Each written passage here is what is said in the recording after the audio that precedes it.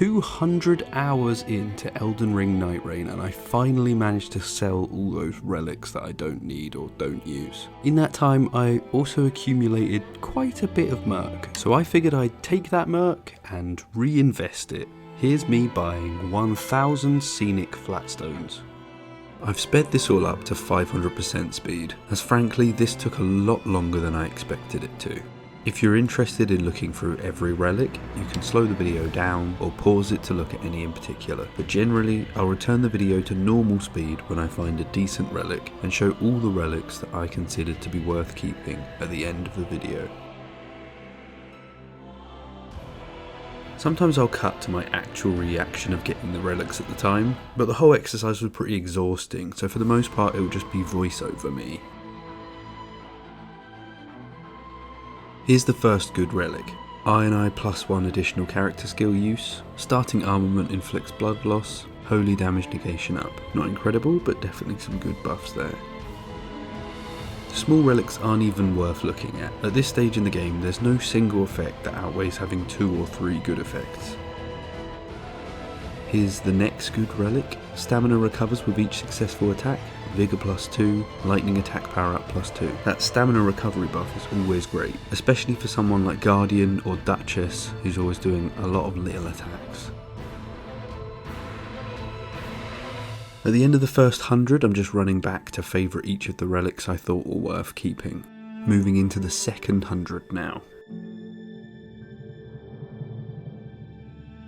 It's funny how many relics immediately contradict each other. HP restoration on greatsword attacks, improved invisibility sorcery. Those 2 effects are never going to be useful at the same time. Having a bit of a bad run here, nothing interesting for a while. At this point I'm already starting to feel like this might not be a great use of my time. HP restoration upon thrusting counter attack, arcane +1, magic attack power up +1. Here's an okay relic that's starting to look good by comparison. That's alright for Revenant. Duchess, improved character skill attack power, mind +1, intelligence +1, is a pretty decent relic for Duchess, though I tend to gear her more towards intending to use daggers. Fight me if you disagree. That's pretty fucking good. That's actually pretty fucking good. Circumstantially good, but still. At this point, only 200 odd relics in, I'm starting to feel exhausted and already struggling to read the effects. Occasionally my brain just stops working and I stare at it for quite a while. That one's pretty damn good as well, it's balanced. They really need to add a way to be able to do favourite and also preferably sell relics at the time you get them. You'll see I run back and forth a lot during this video, and the main reason I'd accumulated so many relics is because you can't sell them from the screen at the end of each run. I mean, that's just built for Revenant, isn't it? With the big hammer, heal your allies, get your FP back with a big Revenant hammer, get your art faster. That's a good one. I'm going to go favourite that one straight away. I like big relics and I cannot lie. Sorry, excuse me.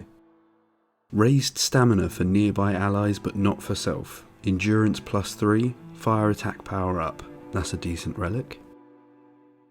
Be nice if they gave us a way to combine relics so we can gamble with the small ones and give us a better chance of getting the effects we want.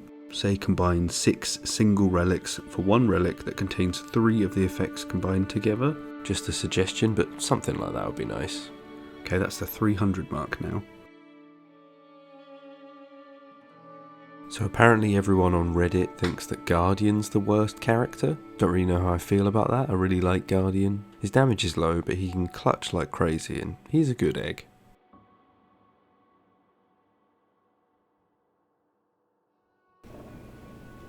That's pretty fucking good. I love having to run and favourite them every single time. That is fucking amazing. Oh my god, it's so rare that you get 3 effects that synergize with each other that well. That is so good.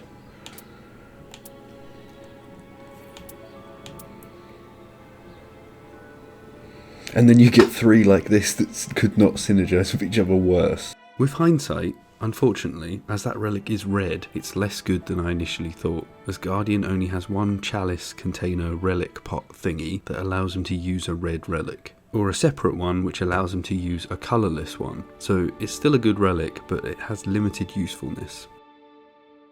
Okay, that's 400 down. I mean, that's pretty fucking good for magic users. Though I'm not sure if either magic user really actually has a skill cooldown, so it's not ideal. We've got a pretty long dry patch here. What do you guys want to talk about? Did you watch the game last night? I really like the way that one guy interacted with the bull and or bat and or egg-shaped bull. He's my favourite player.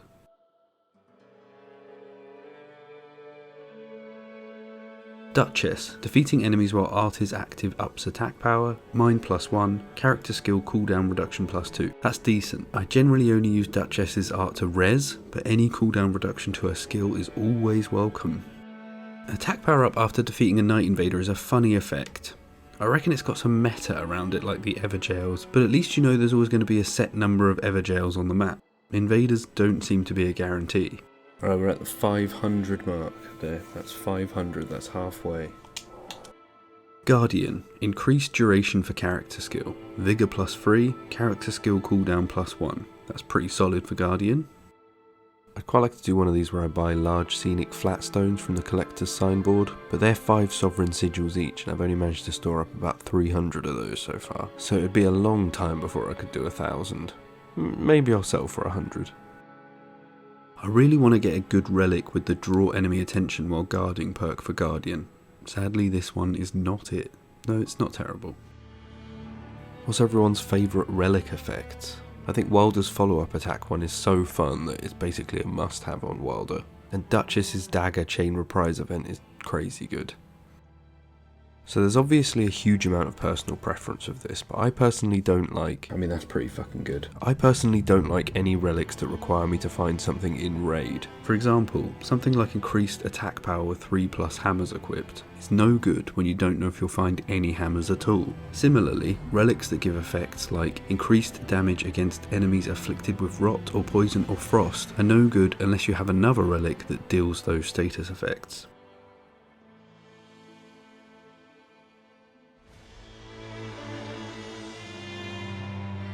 That's pretty good. Good enough to go in favourite.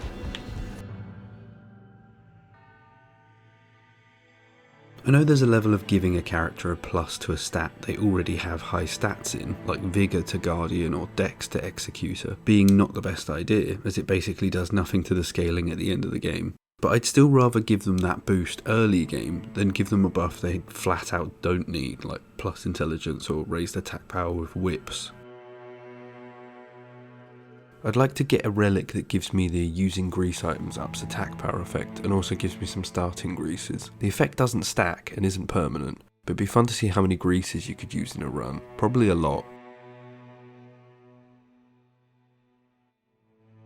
So what bosses do you want to see added to Nightreign from other FromSoft games?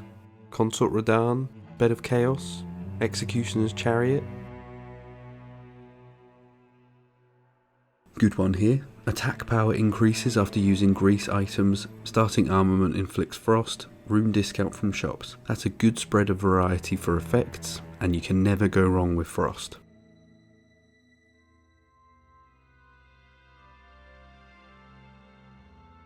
Okay, that's 800. Relic these nuts. I'm sorry, it's just there's all these really long, like awkward silences I have to fill, so you gotta forgive the occasional stupid joke. Here's another good one. Taking attacks improves attack power. Defeating enemies fills more of the art gorge. Character skill cooldown reduction +2. Good for lots of characters, especially a raider or guardian.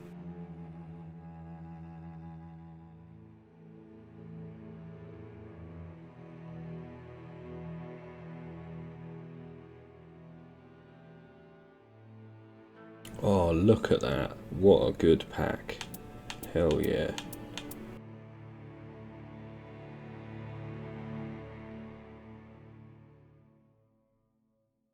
Stamina recovers with each successful attack. Changes compatible armament skill to lightning slash. HP restoration on thrusting counter attack. This is pretty good. Again, the stamina recovers with every successful attack buff is always good.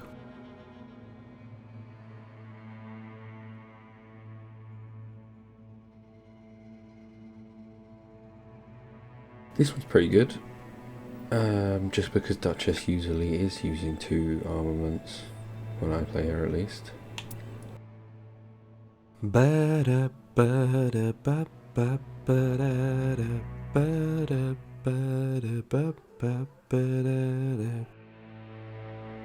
I like that for Raider quite a bit.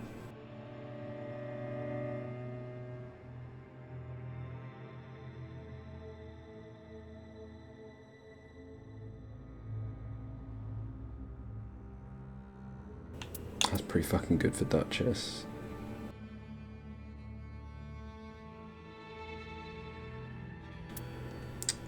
A load of shit. The last 2. Oh, what a fucking good first page from my last, second to last one.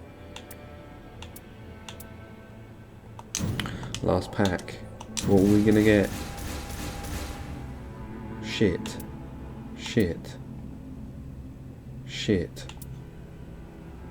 Don't care. Not good enough. Not really particularly. Fuck you. Got excited for a second there. Crap, 1 slot, crap, 1 slot. Okay, there we go. That's it. 1000 scenic flatstones. Okay, so that was 1000 scenic flatstones. On screen here, I'm just covering the ones that I favourited from all of this. I think there were 21 out of a total 1000 I considered good enough to save. From there, I went through and sold back all the ones I didn't want and got back 293,000 murk. Almost half what I spent, so that's not bad. So was it all worth it? No. I don't think it was. Not worth the time, at least. Being able to buy them and then resell them for half the value is a good return, but 21 out of 1000 being worth saving? This took me 45 minutes to do and only 2% of them were worth keeping. Hopefully they'll add in a more expensive flatstone in the future you can buy with murk that gives a higher chance of good relics. I know we've already got the one that we can buy with Everdark sigils, but they're harder to get and I still need something to do with all my murk. Would I do this again? Maybe. It was kind of fun, kinda. Also kind of exhausting. Thanks for watching. See you next time.